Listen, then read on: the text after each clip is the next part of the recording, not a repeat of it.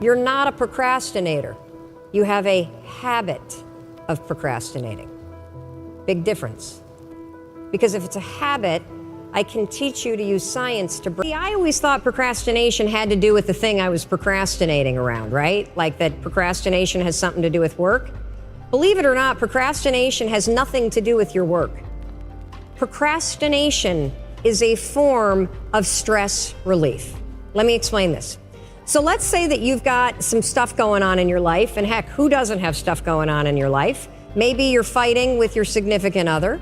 Maybe mom's or dad's health is failing and it's really, really upsetting you. Maybe you've got some financial stuff. You put too much of your savings into Bitcoin, and now that that's crashed, you're stressed out about it, right? And so you go into work, and when you get into work, you got stuff to do. You kind of walk in and you got this big stress ball that subconsciously is hanging over your head. And so you walk in and you sit down, and you know you got 13 phone calls you need to make. And you also know that you've been chickening out, you've been making easy calls, and there's a bunch of CIOs or other people that are higher level that you haven't been calling. And so as you sit down to do it, and you got the stress on your shoulders, your brain it starts to go, wait a minute, well, you want me to make a call to somebody that I'm scared to make? Absolutely not. I'm so stressed out about, can we just watch some cat videos for a minute? And next thing you know, an hour's gone by. And then, of course, what do? You beat yourself up.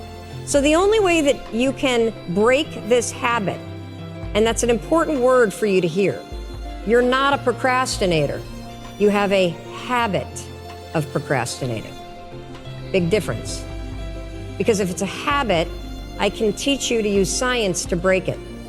You see, all habits have three parts. There's a trigger, and in the case of procrastination, the trigger is always stress.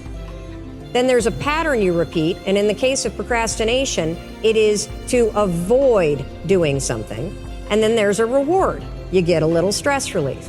The only way to break a habit, you guys, is not to deal with the triggers. You're never gonna get rid of the stress in your life, but you can 100% change your pattern of avoiding work. So next time that you're in a situation where you feel yourself hesitate, you spent way too much time checking out the highlights from last night's scores, what you're gonna do is you're gonna go, oh, I must be stressed out about something. Acknowledge the stress.